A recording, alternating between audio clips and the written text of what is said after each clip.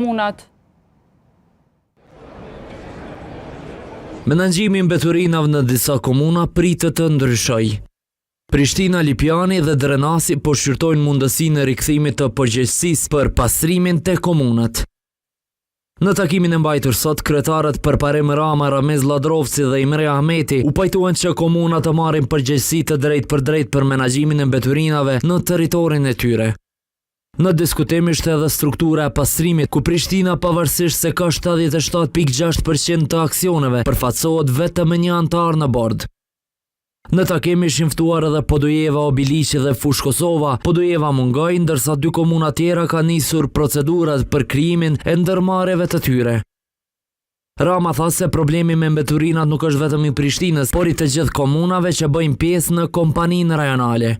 Kjo ka qenë edhe arsyeja pse kemi ftuar me diskutuar, sepse kompania regionale kur bëhet nga antar të bordit nga të gjitha komunave, dhe për këtë arsye dhe duhet diskutimi përbashkët, vendimi përbashkës. Normal që nuk mundemi me shtymë zër këtë komunën e Obiliqit me qenë pjesë, unë i përbëzoj që kanë formu kompaninë e tyre të re, po ashtu edhe iniciativen edhe krijimin e kompanisë të re në Fush Kosovë. Mirë po them kompania pastrimi është kompani regionale, pra është përgjegjësi e të gjitha komunave.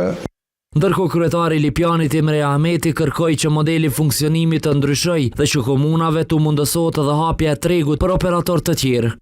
Mendoj që kjo ndërmarrje regionale duhet të rikthehet në statusin e mëhershëm që ka pas. Ideja është që ne e para të decentralizojmë këtë çështje dhe e dyta të hyjmë në agjendën e liberalizimit të tregut, sepse të imponohen komunat me dhënë të ndërmarrjes komunale pastrimi, çështjen e bartjes dhe të mbeturinave vërtet është jo efikase dhe po shumë me ambientin që kemi.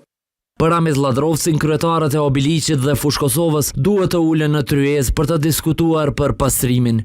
Ata me qef ose pa qef kanë mund me neve sepse na do të mirëmi vesh për kompani. Kërkush të në merë përgjithësinë për një kompani që është e themeluar nga gjitha këto komuna me marrë veç vetë borxhet apo edhe të mirat e saj.